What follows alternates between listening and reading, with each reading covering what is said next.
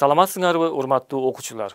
Бүгүн мен кайрадан информатика теле сабагында сиздер менен көрүшүп атканыма кубанычтамын.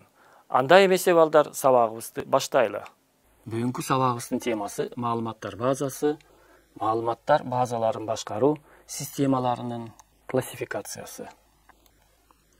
Балдар, эс алууга же иш менен башка жерге баруу үчүн саякатка же учакка билеттерди сатып алабыз. Кассир биз үчүн ыңгайлуу күндөрдү, орундарды тез тандап, конуу үчүн ар кандай варианттарды сунуштайт. Уюлдук телефондорубуздун бирдиктери үчүн төлөө терминалдарын колдонобуз. Номерди жазгандан кийин төлөм терминалы сөзсүз түрдө ушундай телефон номери бар жогун биз жаңылып калган жокпузбу деп текшерип чыгат. Бул адресаттан келген каттардын бардыгын электрондук поштаңардын веб интерфейсинен издейбиз. Натыйжа ошол замат пайда болот.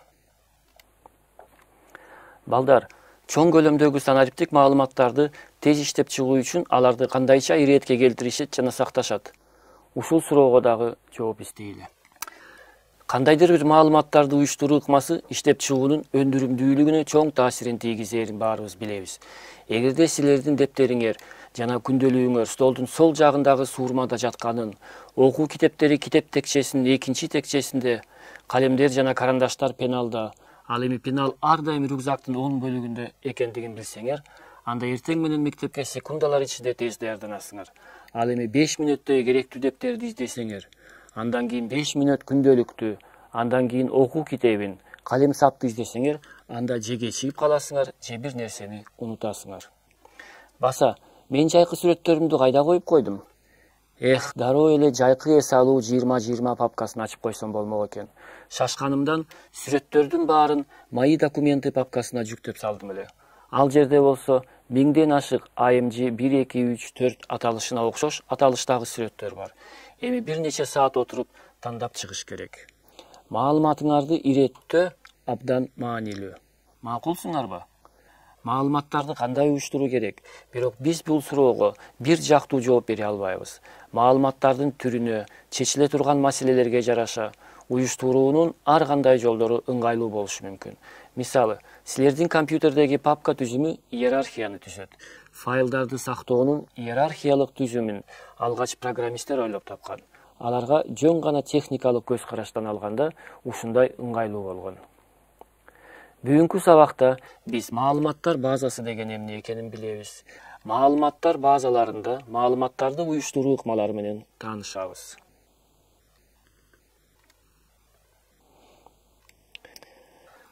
Маалыматтар базаларын башкаруу системалары деген эмне? Маалыматтар базасынын элементтери таблица, форма, сурамдар жана башкалар менен таанышабыз. Маалыматтык система. Балдар, баарыбыз билгендей, заманбап дүйнөдө маалыматтын көлөмү тынымсыз өсүүдө. Ошондуктан адамга ар кандай маалыматтык системаларды колдонууга туура келет.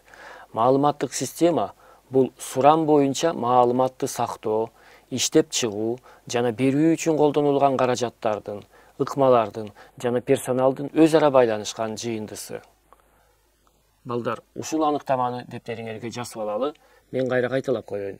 Маалыматтык система бул сурам боюнча маалыматты сактоо, иштеп чыгуу жана берүү үчүн колдонулган каражаттардын, ыкмалардын жана персоналдын өз ара байланышкан жыйындысы. Маалыматтык системалардын мисалдарында төмөнкүлөр кирет. Шаардын телефондук маалымдамасы, энциклопедия, маалыматтык издөө системалары жана башка көптөгөн нерселер. Маалыматтар базалары ири көлөмдөгү маалыматты ирээттүү сактоо жана иштеп чыгуу үчүн түзүлөт. Маалыматтар базасы бул кандайдыр бир предметтик чөйрөдөгү объектилердин абалын жана алардын ортосундагы мамилелерди чагылдырган, өз ара байланышкан жана белгилүү бир жол менен уюштурулган маалыматтардын жыйындысы. Силер буга чейин түшүнгөндөй, маалыматтар базасы кандайдыр бир маалыматтарды жазууга жана сактоого багышталган. Келгиле, маалыматтар базаларынын пайда болуу тарыхына кичине токтололу. Биринчи белгилүү маалыматтар базаларына Шумерде пайда болгон падышалык казынаны жана салыктарды эсепке алуунун жазуулары кирет. Алар көп жылдар бою чопо тактайларында жазылып келген. Азыркы перфокарталардын бир түрү. Эволюция 6000 жылга созулган. Чопо такталар, папирус, пергамент жана кагаз пайда болгон. Ушул мезгил аралыгында маалымат базаларын берүүдө көптөгөн жаңылыктар киргизилген. Дил баяндар, китептер, китепканалар, кагаз жана басылмалар. Бирок бул доордо маалыматты иштеп чыгуу кол менен жүргүзүлгөн. Болжол менен 1800-жылы перфокарталар аркылуу жүргүзүлгөн биринчи автоматташтырылган маалымат иштетүү пайда болгон. Перфокарта бул маалыматтарды автоматтык түрдө иштеп чыгуу системаларында колдонууга арналган маалымат ташуучу. Перфокарталар бул дискеталардын ата-бабалары. Бул карта жука картондон жасалган жана картадагы айрым позицияларда тешикчелердин болушу же жоктугу аркылуу маалымат берилет. Перфокарталар алгач кездемелердеги оймо чиймелерди башкаруу үчүн жаккарда токуучу станокторунда колдонулган. 1955-жылга чейин маалыматты иштетүүнүн бул ыкмасы ушунчалык кеңири жайылгандыктан көптөгөн фирмалар перфокарталарды сактоого арналган бүтүндөй этаждарды колдонушкан. Карталар көп орунду ээлеген атайын машиналардын жардамы менен иштетилген. Ири компаниялар күн сайын кечинде миллиондогон жазууларды талдап чыгып чыгарышкан. Болжолдуу эсептөөлөр боюнча перфокарталарга жазылган 1 гигабайт маалыматтар 22 тоннага жакын болгон деп айта алабыз. Эми эл ушунчалык көп маалыматты кол менен кантип иштете тургандыгын элестетип көргөнгө мүмкүн эмес. Демек, жаңы технологиялардын убактысы келгени белгилүү болду. Маалыматтар базасынын технологиясынын тарыхы маалыматтар базасы менен иштөө үчүн программалык каражаттарды түзүүгө биринчи аракеттер 1960-жылдардан башталат. Маалыматтар базасы термининин өзү 1960-жылдары пайда болгон. Кийинки маанилүү этап 1970-жылдары Эдгар Фрэнк кодтун эмгегинин аркасында маалыматтар базасынын моделинин пайда болушу менен байланыштуу. Бирок биз маалыматты уюштуруунун бул ыкмасы менен сабакта кийинчерээк таанышабыз. Демек, маалыматтар базасынын предметтик чөйрөнүн маалыматтык модели катары кароого болот. Адам жараткан биринчи компьютердик маалыматтар базасы таблицалык маалыматтар базасы болгон. Негизинен алар сандык маалыматтарды камтыган. Андан кийин адам тексттик маалымат базаларын өздөштүрө баштады. Компьютерлердин ылдамдыгынын өсүшү жана алардын сырткы жана оперативдик эч системаларынын чоңоюшу менен графикалык жана мультимедиалык маалыматтар базалары түзүлүп колдонула баштады. Маалыматтар базасында сакталган маалымат түзүмдөштүрүлүшү керек. Башкача айтканда, белгилүү бир жол менен уюштурулуп, колдонуучуга ылайыктуу жана жеткиликтүү болуш керек. Маалыматтар базасында маалыматтарды кантип уюштуруу керектигин карайлы. Маалыматтар базасынын негизги 3 моделин айырмалашат. Иерархиялык, тармактык жана реляциялык. Келгиле эми алардын ар бирин кененирээк карап чыгалы. Иерархиялык маалыматтар базасында маалымат деңгээлдер боюнча иреттелишет. Ал графтардагы дарак сымал түзүлүштү элестетет. Объектилердин ортосунда өз ара байланышы бар. Иерархиялык түзүлүш маалыматтардын ортосундагы теңсиздикти билдирет. Айрымдары башкаларга катуу баш ийишет. Иерархиялык маалыматтардын модели бул ар кандай деңгээлдеги объекттерден, маалыматтардан турган дарак түрүндөгү иерархиялык структурадагы маалыматтардын модели. Иерархиялык маалыматтар базасында объектилер деңгээлдери боюнча иреттелет. Ар бир объект төмөнкү деңгээлдеги объекттер менен байланыштырылышы мүмкүн.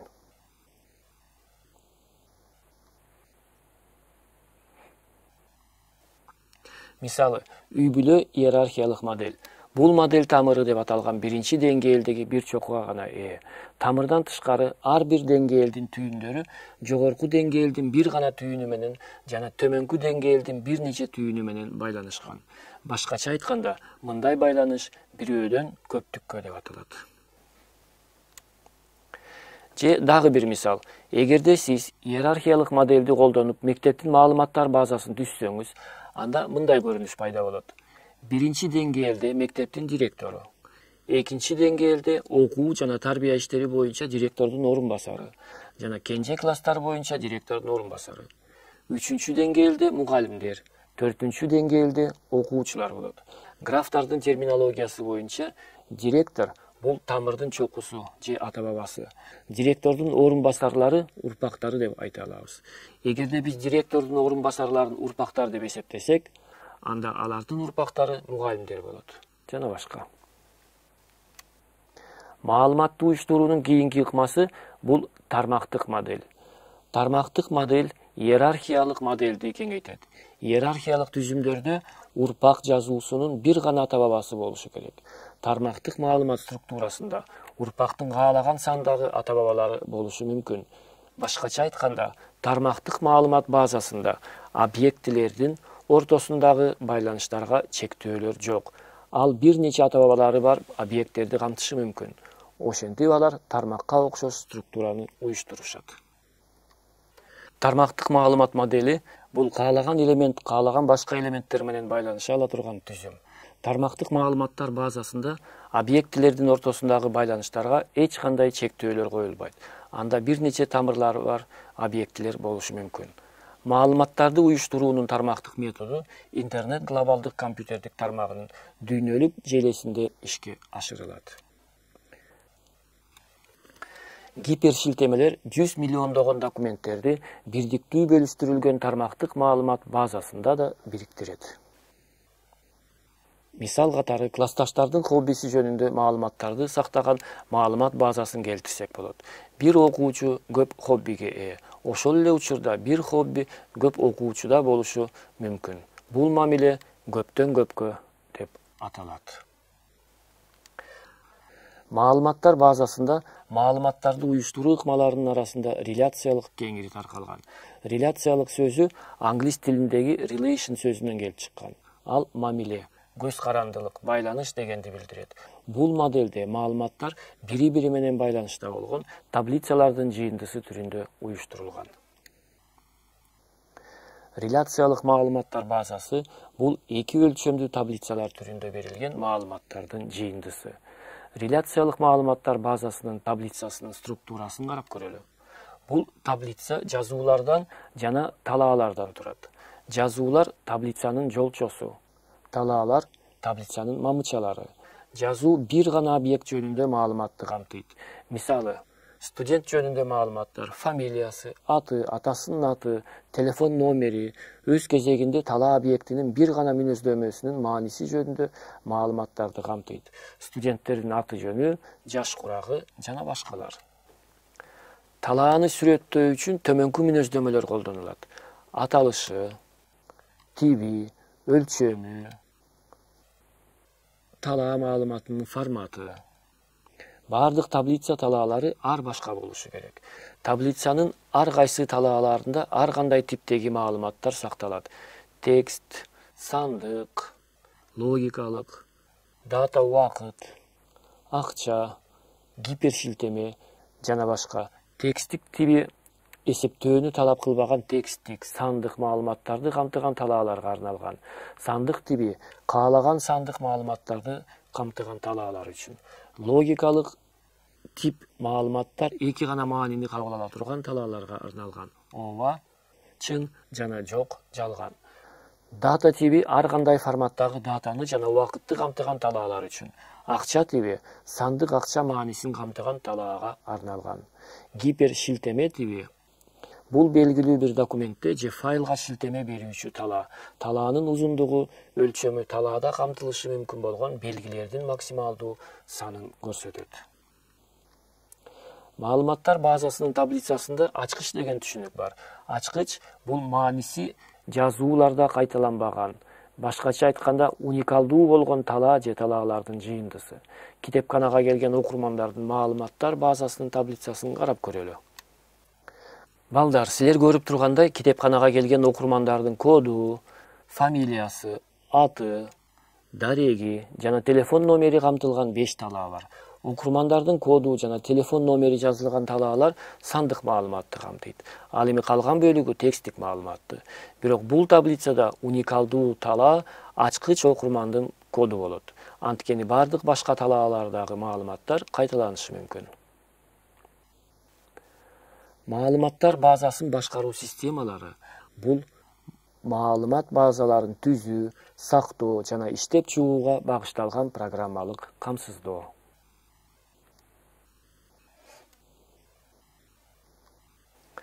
Маалыматтык системалар термини бүгүнкү күндө кеңири таралган. Бул көбүнчө программалык камсыздоонун, техникалык жабдуунун жана башка маалыматтарды иштетип чыгууну камсыз кылган, мисалы уюштуруучулук комплекстердин аталышы. Маалыматтар базасын башкаруу системалары жана маалыматтык системалар бири-бири менен кандай байланышта? Жөнөкөйлөтүлгөн түрдө алардын өз ара байланышуу схемасын экранда көрсөтүлгөндөй берүүгө болот. Маалыматтар базасын компьютердик жүзөгө ашыруу үчүн маалыматтар базасын башкаруу системасы талап кылынат. Дал ушул система менен маалымат базасынын ресурстарын пайдалануусу керек болгон маалыматтык система өз ара аракеттенет. Схема 1 маалыматтар базаларын башкаруу системалары көптөгөн маалымат базаларын башкара алгандыгына жана бир маалыматтык система бир нече маалыматтар базаларынын ресурстарын колдоно алгандыгына байланыштуу кыйла жөнөкөйлөтүлгөн деп атадык. Мисалы, авиабилеттерди сатуу боюнча маалыматтык система авиакомпаниялардын көптөгөн маалымат базаларын колдонушу мүмкүн. Алардын ар бирин өзүнүн маалыматтар базаларын башкаруу системалары делине алат. Бирок фундаменталдык деңгээлде бул схема өз ара аракеттенүүнүн маңызын чагылдырат. Маалыматтык система маалыматтар базаларын башкаруу системалары жана маалыматтар базасы түшүнүктөрүнүн ортосундагы байланышты чагылдырган тагыраак схеманы келтирели. Бул схема жогоруда көрсөтүлгөн жагдайларды эске алат. Маалыматтык система ар кандай маалымат базаларынын ресурстарын колдоно алат. Алардын ар бири өзүнүн маалыматтар базаларын башкаруу системаларында тейлене алат. Маалыматтар базасын башкаруу системалары маалыматтар базасынын структурасын түзүүгө мүмкүнчүлүк берет. Ошондой эле маалыматтар базасын толтурууга, маалыматтар базасынын структурасын жана мазмунун редакторлоого, маалыматтарды сорттоо, маалыматтар базасынан маалымат издөөгө, маалыматтар базасын коргоону орнотууга, маалыматты монитордун экранында файлга жана кагазга чыгаруу. Ошондой эле таблицаны толтуруу үчүн бир нече ыкмаларды колдонсо болорун билиш керек. Биринчиси таблицага маалыматтарды түздөн түз киргизүү. Экинчиси маалыматты киргизүү үчүн форма түзүү. Таблицадагы маалыматтарга сорттоо сыяктуу аракетти колдонсо болот. Сорттоо өсүү же кемүү тартибинде маалыматтарды иретке келтирүү. Бул сабакта сурам сыяктуу объект менен таанышуубуз керек. Сурам бул маалыматтар базасынан алынган, колдонуучуну кызыктырган маалыматтарды камтыган таблица. Белгиленген шарттарга, тандоо шарттарына жооп берген маалыматтарды тандоо сурамдарында камтылган жазуулар жана талаалар таблицага кирет. Тандоо шарттары табигый тилдеги билдирүүлөрдөн келип чыккан логикалык сөздөр түрүндө жазылат. Шарттарды берүү үчүн жөнөкөй же татаал логикалык туюнтмалар колдонулушат. Бул таблицада жөнөкөй логикалык туюнтмалар жана алардын маанилери берилген. Татаал туюнтмаларга жана же эмес логикалык амалдары тиешелүү. Өткөн сабактарда биз жана амалында эки шарт тең, же амалында экөөнүн жок дегенде бирөө аткарылышы керектигин билгенбиз. Ал эми эмес амалы шартты танууну билдирет. Маалыматтар базаларын башкаруу системалары чоң маалымат тутумундагы бардык маалыматтарды чогултуп, көп маалымат менен иштөөгө жардам берет. Анын жардамы менен биз керектүү маалыматты ылдам издеп тандай алабыз. Азыркы учурда ар кандай маалыматтар базаларын башкаруу системаларынын саны көп. Маалыматтар базаларынын маалыматтарынын жеткиликтүүлүк ыкмасы боюнча эки топко бөлүүгө болот. Иш тактасындагы жана сервердик. Ошентип, эң жөнөкөй жана кеңири таралган иш тактасындагы маалымат базалары Microsoft Access жана OpenOffice Workspace. Бул сабакта биз алар менен Тагыраак айтканда, иштөөнүн принциптери жана программаларынын интерфейси менен таанышабыз. Калгандарын кийинки сабактарда үйрөнөбүз. Маалыматтар базаларын башкаруу системалары Microsoft Access программасынын интерфейсин карайлы. Биринчиден, бул программаны жүктөп алалы. Microsoft Access тиркемесин ачабыз. Андан кийин маалыматтар базасын түзөбүз. Ал үчүн мышканын сол баскычын новая база данных элементине келтирип алып, 2 жолу басабыз. Программанын терезеси экранда пайда болду. Жогору жакта титулдук тилке бар. Анда маалыматтар базабыздын аты сакталат. Силер көрүп тургандай, биз базаны сактай элек болгондуктан ага стандарттуу аталыш берилген. Төмөндө меню жолчосу, лента, иш аймагы жана абал жолчосу жайгашкан. Маалыматтар базасынын негизги объектилери бул таблицалар, формалар, сурамдар, отчеттор. Маалыматтар базасынын негизги объектиси болуп таблица эсептелет. Ал маалыматты сактоо үчүн иштелип чыккан. Таблицанын негизинде маалыматтар базасынын калган объектилери түзүлөт. Реляциялык маалыматтар базасы көптөгөн өз ара байланышкан таблицалардан турушу мүмкүн. Кийинки объект бул формалар. Формалар бул жардамчы объектилер. Алар таблицага маалыматтарды киргизүүдө, көрүүдө жана түзөтүүдө колдонуучунун жумушу ыңгайлуураак болуу үчүн түзүлгөн. Сурамдар бул колдонуучу маалыматтарды издөө, жазууларды иреттөө, кошуу, кемитүү жана жаңыртуу үчүн маалыматтар базаларын башкаруу системаларына кайрылуучу буйруктар жана алардын параметрлери. Отчеттор бул таблицалардын жана сурамдардын негизинде түзүлгөн документтер. Алар печатка басып чыгарууга арналган. Келгиле, төмөнкү маалыматтарды камтыган окуучулардын чейрек баалары аттуу маалыматтар базасын иштеп чыгалы. Окуучулар жөнүндө маалымат: номери, аты, атасынын аты, жынысы, туулган датасы жана классы. Ошондой эле айрым предметтер боюнча чейректик баалар: математика, орус тили, биология, химия, физика жана англис тили. Маалыматтар базасы 2 таблицадан турат. Биринчисинде номер, окуучунун фамилиясы, аты, атасынын аты, жынысы, туулган датасы жана классы берилет. Экинчи таблицада номер жана биринчи чейректин математика, орус тили, биология, химия, физика жана англис тили боюнча баалары. Келгиле, Microsoft Access программасында биринчи таблицаны түзөлү. Аны окуучулар жөнүндө маалымат деп атайлы. Автоматтык түрдө маалымат базасын жүктөгөндө дароо эле таблица түзүлөт. Маалыматтарды киргизиш үчүн таблицабыз таблица режиминде ачылат. Эми аны өзгөртөлү. Ал үчүн лентадагы режим группасынан тизмеден конструкторду тандайбыз. Диалог терезесинде окуучулар жөнүндө маалымат деп таблицанын атын жазып, окей баскычын басып сактайбыз. Азыр бизде таблицабыз конструктор режиминде ачылып турат. Бул режимде биз талаалардын аттарын жана алардын тибин орното алабыз. Биринчи талаанын атын көрсөтөлү. Номер жана анын тиби, сандык. Андан кийин экинчи, үчүнчү, төртүнчү жана бешинчи талаалардын аталыштарын жазалы. Фамилиясы, аты, атасынын аты, жынысы. Алардын тиби текстик болот. Класс болсо сандык типте болот. Таблицаны сактоодон мурун ачкыч талаасын көрсөтүш керек. Эске сала кетейин, ачкыч бул мааниси жазууларда кайталанбаган, башкача айтканда алар уникалдуу болгон талаа же талаалардын жыйынтыгы болот. Биздин учурда бул номер деп аталган талаа болот. Бул үчүн талаанын аталышынын жанындагы уячаны чычкандын оң баскычы менен басып, ачылган менюдан ачкыч талаасын тандап, же лентадан ошол эле аталыштагы баскычты басасыңар. Эми таблицабызды файл, сохранить, сактоо командасынын жардамы менен же куралдар панелиндеги сохранить сактоо баскычын басып сактайлы. Эми таблицабызды жабабыз.